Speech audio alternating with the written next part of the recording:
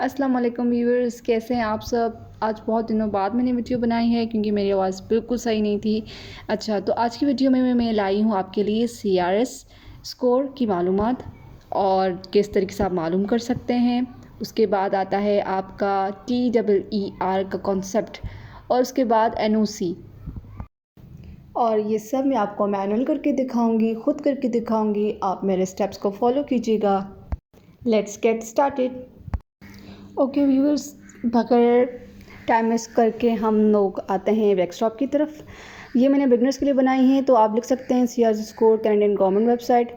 यहाँ से आपने वेबसाइट ओपन की और आप वेबसाइट पे आ गए। अब कॉम्प्रिहेंसिव रैंकिंग सिस्टम स्कोर जो है CRS, ये बहुत इंपॉर्टेंट है। इसका जितना ज़्यादा स्कोर होगा, कैनेडियन इमिग्रेशन वाले उसको बिल्कुल प्रेफर करेंगे। ठीक है, ये टूल जो है आपका CRS स्कोर कैलकुलेट करेगा, जिसमें आपको skills, education, language ability, work experience को जज किया जाएगा। तो इसको जो टूल है इसको यूज़ करने का बहुत ही आसान तरीका है। सबसे पहले तो आप मालूम करना है कि आप एलिजिबल हैं कि नहीं, आपका कितना कॉम्प्रिहेंसिव स्कोर बनता है, जिसकी वजह से आपको कैनेडियन गवर्नमेंट वेबसाइट प्रेफर करेगी। सबसे पहला क्वेश्चन है, what is your marital status. आप मैरिड हैं, सिंगल हैं, क्या है, तो मैं अपने हिसाब से फिल कर रही हूँ, आप प्लीज़ मुझे फॉलो करते जाएं।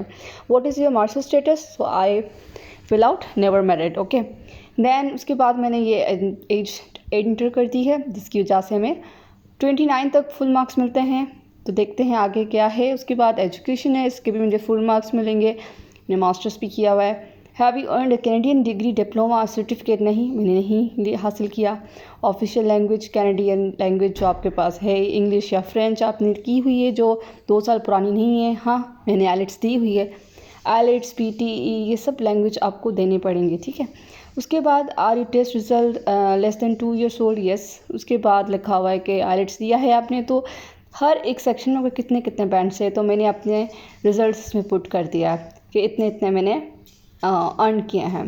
ठीक है, जब मैंने speaking, writing, reading and writing मैंने पुट कर दिया है, तो उसके बाद आता है do you have other language results, मैंने कहा नॉट अप्लीकेबल। ठीक है, उसके बाद आता है कि वर्क एक्सपीरियंस का कितना है, और if you earn sure of knock, आप नहीं जानते, या TEER कैटेगरी के बारे में मैं आपको बताऊंगी, बिल्कुल इसके बारे में बिल्कुल परेशान ना हो।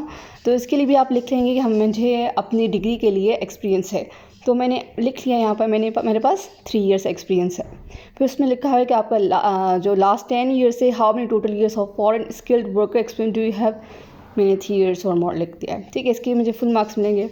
Do you have a certificate qualification from a Canadian province, territory और फेडरल बोर्ड बॉडी, नो, इसके लिए आप नहीं लिखेंगे। उसके बाद है कि do you have a valid job offer from a labour market impact assessment, बताऊंगी आपको ज़रूर, नहीं, ये भी नहीं है। ठीक है, do you have a minimum certificate, have a province, territory, नहीं, ये भी नहीं है।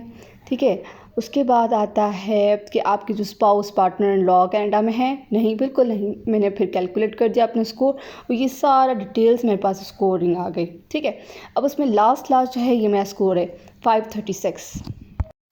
मेरे हर एक जवाब पे इन लोगों ने क्या किया कि एक स्कोरिंग दे दी है, मेरे पास पॉइंट कैलकुलेट कर दिए हैं कि ये एलिजिबल है कि नहीं।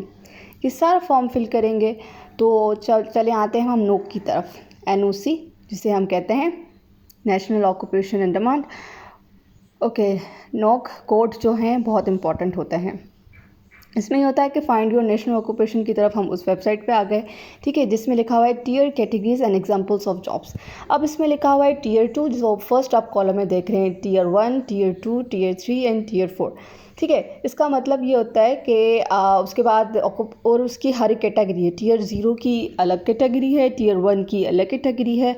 तो आप किस कैटेगरी में लाया करते हैं। अब फॉर सपोज़ मैंने लिख लिया है कि भाई मैं जो हूँ ना, वो हूँ इंजीनियर हूँ, और ना मेरा मेडिकल से ताल्लुक़ है, तो मैं Tier 2 की कैटेगरी में लाया करती हूँ। ठीक है, फिर उसके बाद अगर आप किसी और कैटेगरी से लाया करते हैं, जैसे कि डॉक्टर्स हो गए, लैबोरेटर्स हो गए, या डिलीवरी हो गई, या कुछ भी जो Tier 5 में आता है। ठीक है, अब आपको जॉब टाइटल कोड कैसे मिलेगा, वो ऐसे मिलेगा कि आप नीचे आएंगे, ये आपके पास आ जाएगा। तो यहाँ पर आप जस्ट फॉर सपोज़ मैंने लिख लिया है नर्स, ठीक है। तो नर्स का देखें ये 31302 कोड आ गया। अब जो आपको इन्विटेशन आएगा तो आपको इस 5 डिजिट के कोड से रेफ़र किया जाएगा। फॉर सपोज़ मैंने नर्स लिख लिया, फॉर सपोज़ आप अपना लिए इंजीनियर लिखें या मैनेजर लिखें, जो आपके पास एक्सपीरियंस है, जो आप स्किल्स रखते हैं, ठीक है। फिर उसके बाद क्या होगा कि जब आप अपना एप्लीकेशन फॉर्म फिल करेंगे तो आप अपने नोक को रेफ़र करेंगे, आप अपने नोक का नंबर लिखेंगे। जैसे कि कोई इंजीनियर होगा वो अपने नोक का नंबर लिखेगा, ठीक है। प्लीज़ इस चैनल को सब्सक्राइब करना ना भूलें।